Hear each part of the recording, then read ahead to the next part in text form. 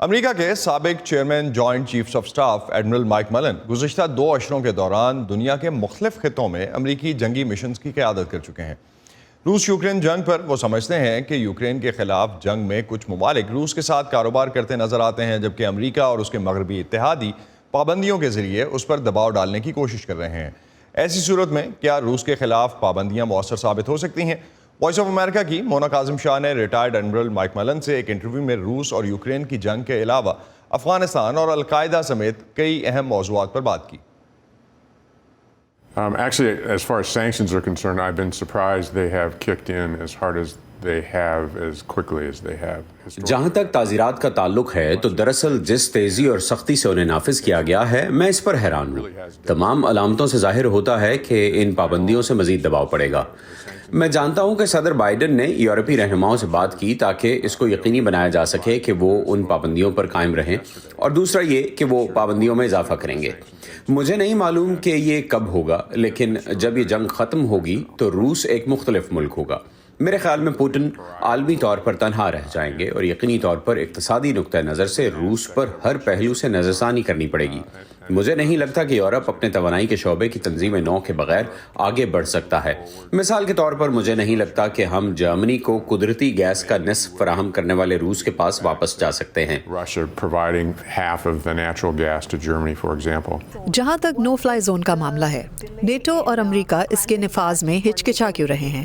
This is something that fascinates me. یوکرینیوں نے جس تعداد میں ہیلی کاپٹر اور طیارے مار گرائے ہیں، اس نے مجھے متاثر کیا ہے۔ کہا جا سکتا ہے کہ اس وقت تقریباً ایک ڈی فیکٹو نو فلائی زون موجود ہے۔ میں نے آج صبح ایک خبر پڑھی جس کے مطابق بنیادی طور پر روسی ہیلی کاپٹر انتہائی کنٹرول والی جگہوں پر ہی پرواز کر رہے ہیں۔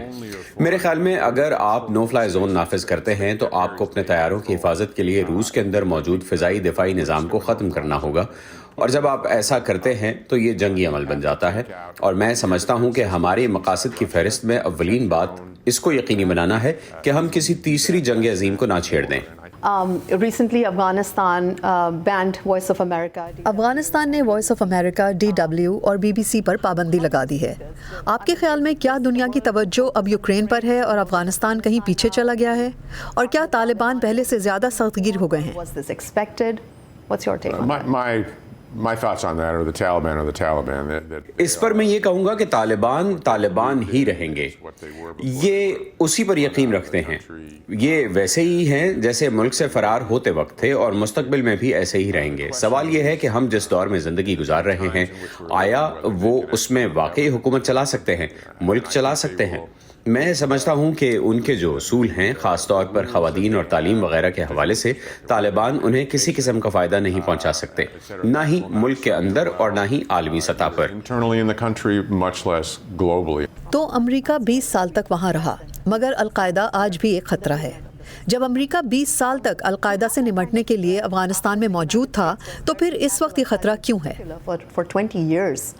Well, I think obviously it's going to be more difficult tracking the threat. میرے خیال میں اس وقت خطرے کا پتہ لگانا اس سے کہیں زیادہ مشکل ہے جتنا اس وقت تھا جب ہم وہاں موجود تھے۔ خاص طور پر اگر القاعدہ کے نقطہ نظر سے دیکھا جائے، میں نے ہی بنیادی طور پر کہا تھا کہ افغانستان سے ہمارے انخلا کا وقت آ گیا ہے۔ 20 سال ایک طویل مدت ہے، اور میں نے صدر بائیڈن کے فیصلے کی حمایت کی تھی۔ ہم القاعدہ کے خطرے سے آگاہ ہیں، اور مشکلات کے باوجود ہم اب زیادہ جدید سہولتوں کے ساتھ اس کو تلاش کرنے کے قابل ہیں۔ القاعدہ اب بھی ایک خطرہ ہے، لیکن پہلے کے مقابلے میں کہیں کم۔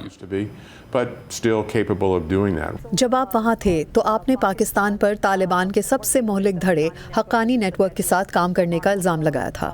کیا آپ کے خیال میں کابل پر قبضے میں پاکستان کا کوئی کردار ہے؟ In the fall of Kabul. They didn't do much to stop it, for sure. انہوں نے یقینی طور پر انہیں روکنے کے لیے کچھ نہیں کیا۔ جب میں نے شہادت دی تھی کہ مجھے یقین ہے کہ بنیادی طور پر ISI پاکستان کی فوج کی ہی ذیلی شاخ ہے، اس کے 1 دہائی بعد بھی ISI بہت فعال تھی، اور مجھے اب بھی یقین ہے، میں جانتا ہوں کہ ان کے درمیان روابط موجود ہیں۔ میرے خیال میں ISI نے دونوں طرف سے کردار ادا کیا، اور اسی طرح فوجی قیادت نے بھی۔ آپ اس وقت امریکہ اور پاکستان کے درمیان خارجہ تعلقات کو کیسے دیکھتے ہیں؟ At this point. Well, it's difficult to say. I think we've یہ کہنا مشکل ہے. میرے خیال میں ہم نے پچھلے عشرے میں پاکستان سے خود کو واضح طور پر دور کر لیا ہے اور پاکستان اب چین کے سائے تلے آ گیا ہے. آپ جانتی ہیں چین پاکستان کا حامی رہا ہے، جو میرے خیال میں چین کے عالمی عزائم سے مطابقت رکھتا ہے. وہ چاہتے ہیں کہ جو ان کے قریب ہو وہ امریکہ کے قریب نہ ہو. اس لیے مجھے لگتا ہے کہ شاید یہ معاملہ کچھ عرصے تناؤ کا شکار رہے گا. I think it will be tense for quite some time.